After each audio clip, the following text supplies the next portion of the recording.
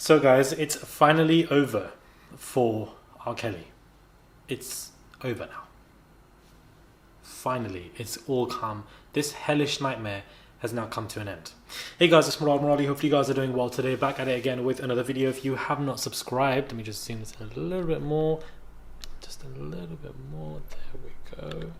If you have not subscribed, guys, click that button for daily and consistent content, and let's get straight into this video. So guys, it's finally over for the hellish nightmare of the people that have been affected by R. Kelly, and of course these stories have been ongoing for the entirety of his career, especially the last 2 decades, and now it's just been revealed that R. Kelly has been found officially guilty of exploiting his superstar status to run a scheme when it comes to women and children over 2 decades, and we know what I mean when it comes to women and children. 11 accusers, 9 women and 2 men took the stand over the searing 6-week trial to describe the humiliation and violence at his hands. After 2 days of deliberation, the jury found the US star guilty on all 9 charges he was facing. Yes guys, every single charge. Now this isn't brand new news, this broke last night. It is still fresh, and I thought, let's just discuss this. I didn't have time last night to really get into it, but I wanted to discuss this right now.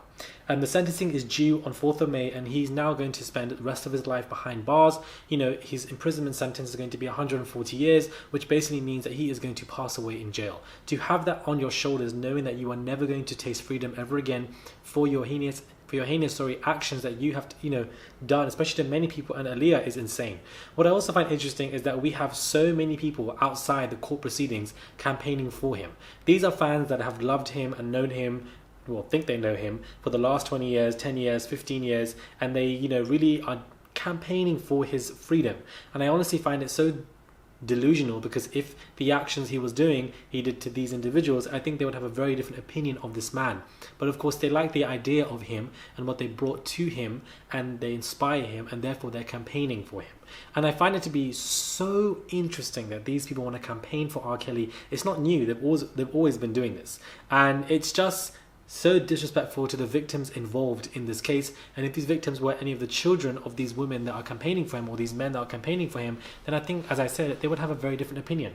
The jury found R. Kelly, whose full name is Robert Sylvester Kelly, was the ringleader of a coercive scheme that lured children and women into him. The singer, most famous for his hit songs I Believe I Can Fly and Ignition, was also found to have done a lot of stuff between different states in the US when it comes to leading women, creating a whole network, along with 8 counts of, I can't even say that word, let's just say racketeering, a charge normally used against organized crime associations. During the trial, prosecutors detailed how his managers, security guards and other entourage members worked to assist him in his criminal enterprise. The court also heard how Kelly had illegally obtained paperwork to marry Aaliyah when she was only 15 in 1994. 7 years before the singer died in a plane crash. 15, he obtained this illegal work, but somehow people are outside campaigning for him. How delusional can you be, guys? I don't understand. Honestly, I don't. The document, leaked at the time listed Aaliyah's age as 18. The marriage was annulled months later. Her 1994 album Age Nothing But a Number was produced and written by R. Kelly. We all know the story between R. Kelly and Aaliyah. If you guys don't know about it, please get to know. One woman who testified that Kelly imprisoned and did stuff to her, said in a written statement after the verdict that she had been hiding from Kelly due to threats made against her since she went public with the accusations. I'm ready to start living my life free from fear and start the healing process. This is the thing. If there's an entourage involved, and most likely there is when it comes to very famous people, if these threats are being made and you're going public with them, it's very scary, because you don't know what could happen when it comes to people of his entourage coming for you. They will find out who you are. It's not hard with social media, and they will hunt you down.